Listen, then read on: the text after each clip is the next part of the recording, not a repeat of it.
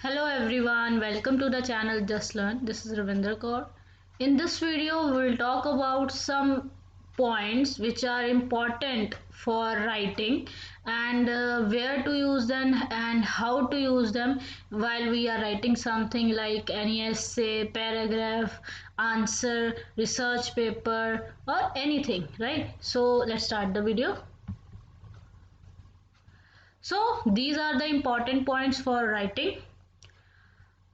First is read the questions or instructions carefully. This is very important whenever you are about to write a question or an essay or a paragraph, research paper, or a summary or explanation of something. You should first understand what the question और what is asked in the question, कि वो question में पूछ क्या रहे हैं, और अगर आपको instructions दी हुई हैं तो आप उसमें वो कह रहे हैं actually what are they asking. So first completely understand it. ठीक है, ध्यान से आप उसको समझे, उसमें कोई जल्दी नहीं है, आप उसको पहले समझे कि वो क्या कह रहे हैं and then answer accordingly. Next is use simple language and vocabulary. This is very important. कभी भी जब आप आंसर दे रहे हैं एग्जामिनेशन, यानी एग्जाम आंसर लिख रहे हैं एग्जाम में, या कोई भी अटेम्प्ट कर रहे हैं, फॉर एग्जांपल ऐसे राइटिंग या कुछ भी, वहाँ पे डोंट आप कोई एक्सपेरिमेंट ना करें कि आप कोई न्यू वर्ड्स यूज करने बैठ जाएं. जैसे vocabulary is all about new words, right? तो ऐसा ना करें कि आप ऐसे वर्ड्स यूज करें जिनके आपको स्पेलिंग्स नहीं आ रहे हैं. You have just heard about it and you don't know कि उसके एग्जैक्ट स्पेलिंग्स क्या है, एंड उसके बाद यू कैन मेक मिस्टेक्स. ठीक है, दिस इज वेरी इंपॉर्टेंट कि आप अपने आंसर्स में न्यू वर्ड्स तो यूज करें, बट वहां पे जहाँ पे यू आर वेरी श्योर कि हाँ मुझे I know the exact spellings और something.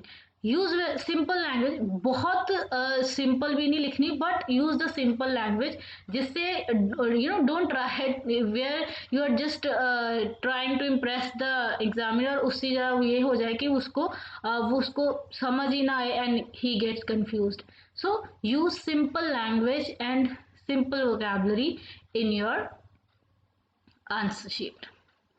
Then is use third person objective point of view. This is very important कि आप क्वेश्चन में कभी ऐसे मत लिखें I think and you think. I we are the first persons and you is the second person. Always use he, she for writer or for anything which you are talking about, any character or anything जो जिसके बारे में भी आप लिख रहे हैं.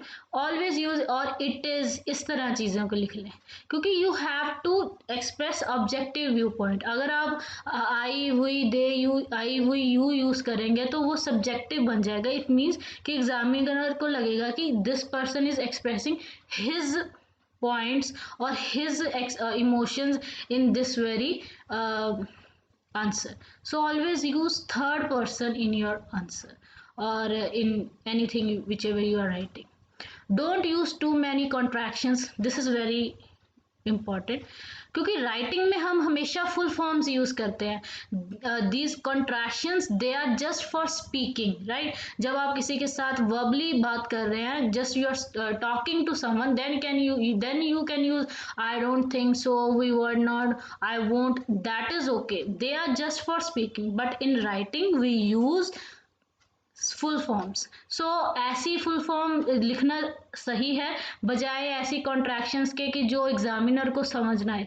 हाँ, थोड़ी बहुत यू कैन यूज, बट अगर आप बहुत सारी कॉन्ट्रैक्शंस यूज कर रहे हैं, सो एग्जामिनर और the person can get irritated. हो सकता है कि उसको गुस्सा आ जाए, रीडर को, जो सुनने वाला हो सकता है ही कैन गेट कंफ्यूज, कि उसको समझ ना आए कि इसका मीनिंग क्या है. So this is very important. Don't use so many contractions. Then is change paragraphs for starting new ideas. See, if you are writing an essay, for example. So or any answer of the question. So this is very important कि आप जब भी एक new idea को अपने question में अपने answer में इंट्रोड्यूस कर रहे हो तो उसके लिए आप न्यू पैराग्राफ से ही स्टार्ट करो। उसकी फर्स्ट लाइन में ही आप अपना आइडिया एक्सप्रेस कर दो और आगे उसको एक्सप्लेन करते जाओ। अगर आप उसको ऐसे एक ही पैराग्राफ में सारे आइडियाज डाल रहे हो तो then the reader can get confuse कि उसको समझ नहीं आएगा कि अच्छा इसने अपना नेक्स्ट पॉइंट कहाँ से स्टार्ट किया है। For example if you are writing an essay on drug addiction, right? So first paragraph should be about the general viewpoint. Second is about the introduction. Third is about the causes. For example, first cause, second cause, why people take drugs, like ठीक है. Then comes the symptoms, then effects, and then the treatment or rehabilitation, like this. So आपने ये चीजें देखनी है and then comes the conclusion. ऐसे ही आपने बनाना कि आपका हर जो पैराग्राफ है वो एक न्यू आइडिया को स्टार्ट कर रहा। Always have proper beginning, middle, ending and conclusion. कोई भी आंसर आप लिख रहे हैं, कोई ऐसे कुछ भी, उसकी एक प्रॉपर बिगनिंग, मिडल, एंडिंग होना है कि फर्स्ट बिगनिंग में आप उसके बारे में क्या बताओगे, जर्नल हो, कुछ भी, अगर you are talking about something तो उसकी इंट्रोडक्शन हो, कोई आप किसी चीज़ की कोई आप किसी के एक्सपेरिमेंट को बता रहे हो तो आप बताओ कि फर्स्ट क्या होना चाहिए, procedure, ingredients, something like that. Then middle जिसमें आप उस चीज़ को एक्सप्लेन करोगे। देन एंडिंग जिसमें आप उस चीज़ को रैप अप करोगे कि हाँ जी इस तरह। And then comes the conclusion. Conclusion is always about कि आप उसमें एक थोड़ी सी अपने पॉइंट्स बता रहे हो कि या so with all of these things we can say that this is this, इस तरह करके। So conclusion is all about that. Then is express your own views in conclusion as third person. Suppose if you think कि हाँ जी I know about this thing so I want to express my views also, you can do one thing कि आप उनको conclusion में as third person थोड़ा सा बता दो तो अपने जो पॉइंट्स है आप बाकी सारा आंसर जो एज इट इज लिखो या जो भी आप लिख रहे हो ऐसे। In the conclusion you can express your viewpoint as third person, like in the end it can be said, or in the to conclude it can be said, and then express your viewpoint. So this is another way to express your views in conclusion, and or a writer or जो reader है he can get the idea कि yeah the person has his own views also about this thing whichever the person is writing. Then is use the same tense in which the question is asked. This is very important कि आप बच्चे क्या करते हैं, past में question पूछा होता है and they start writing I think that, मतलब प्रेजेंट में स्टार्ट कर देते हैं या फ्यूचर में। ऐसा नहीं करना है, आपने सेम टेंस यूज करना है। If the question is in the past use past tense, if it is in past indefinite use past tense, don't use continuous or perfect tense. So keep this thing in your mind and कि उसके according ही जो question का tense है उसके according ही आप अपना answer use करो। Then is don't change tense, this is very important.